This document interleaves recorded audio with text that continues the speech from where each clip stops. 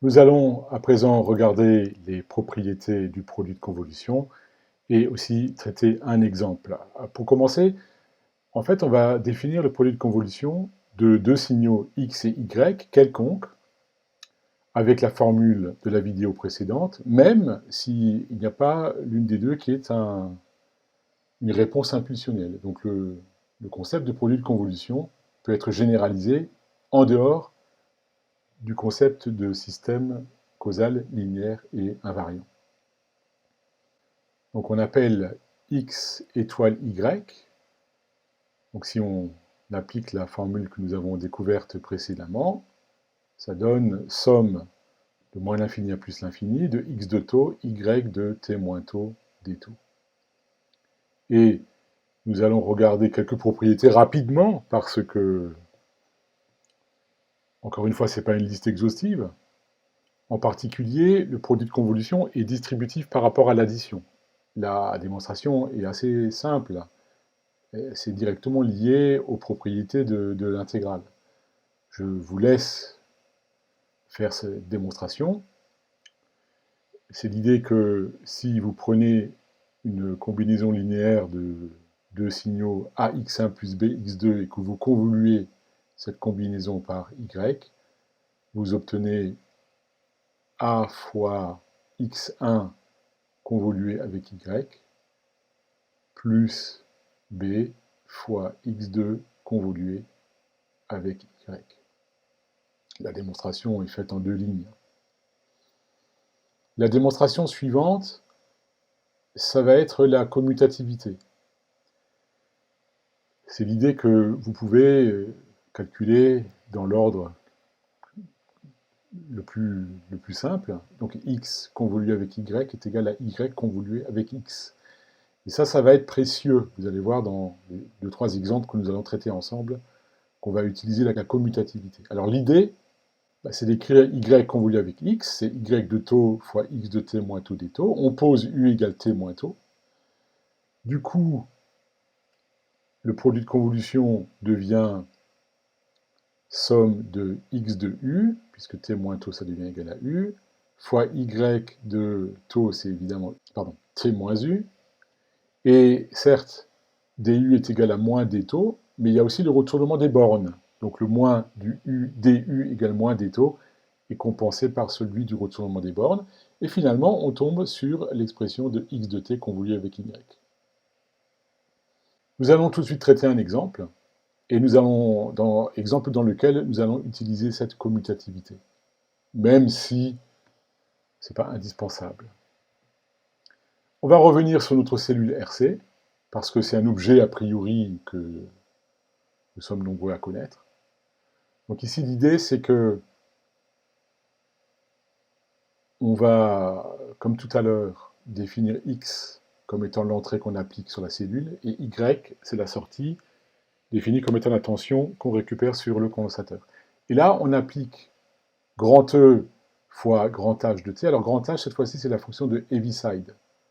Cette fonction de Heaviside, c'est une fonction, qui peut sembler très simple, qui vaut 0 jusqu'à t égale 0, et ensuite, elle est égale à 1. Alors pourquoi on a besoin d'un Heaviside ici? Parce que, en fait, c'est l'idée que ça permet de fixer le temps t égale 0, pour lequel on applique la tension grand E égale 5 volts, 10 volts, 15 volts, peu importe. Donc c'est la formalisation mathématique du fait qu'à un instant donné, t égale 0, on applique une tension continue sur cette cellule RC. On va obtenir, vous connaissez probablement au moins qualitativement ce qui se passe, on va obtenir la charge d'une capacité à tension constante, une branche d'exponentielle qui tend asymptotiquement vers grand E. Et pour l'instant, on va admettre la réponse impulsionnelle. Alors, dans la réponse impulsionnelle h de t, il y a aussi grand H, parce que souvenez-vous, le petit h doit être nul pour les t négatifs à cause de la causalité. Et ça s'obtient en mettant un grand H dans l'expression analytique. Et ensuite, on a 1 sur RC exponentielle de moins t sur RC. Mais ça, c'est admis. Et RC, bien sûr, c'est la constante de temps de la cellule RC. Et là, en fait, on va calculer h de t. On va pas calculer x convolue avec h, mais on va calculer h, la réponse impulsionnelle, convolue avec x. On utilise la commutativité, c'est un peu plus simple. Mais si vous voulez, en exercice, vous pouvez toujours faire le calcul direct, x convolué avec la réponse impulsionnelle. Là, vous voyez que on a d'abord mis la réponse impulsionnelle. Donc, vous voyez que le grand E, c'est la tension qu'on applique, 5, 10, 15 volts, peu importe. Et ensuite, le grand H de T moins taux est lié au fait que la tension d'entrée est devenue seconde opérande dans le produit de convolution. Alors maintenant, il faut qu'on trace ces deux fonctions, puisqu'on a un produit de deux fonctions, et on trace évidemment par rapport à taux, parce que la variable d'intégration c'est taux, c'est pas le temps. Le temps t ici agit comme un paramètre pour cette intégrale. Alors, on représente d'abord ce que j'ai souligné en rouge, c'est-à-dire c'est grand H fois l'exponentielle décroissante. Donc ça, c'est quelque chose que vous connaissez, donc c'est nul jusqu'à t égale 0, et après on a une branche décroissante avec une amplitude 1 sur RC, c'est exponentielle de moins taux sur RC. Et maintenant, il s'agit de tracer aussi grand H de t moins taux. Alors on va commencer par tracer H de taux. H de taux, bah, ça c'est la fonction de Heaviside, on connaît, donc on la trace ici en vert. Donc c'est fonction nulle jusqu'à t égale 0, et après elle vaut 1. Alors notez que là j'ai représenté H, et il y a encore la constante grand E dans l'intégrale, mais ça va sortir de l'intégrale sans aucune difficulté.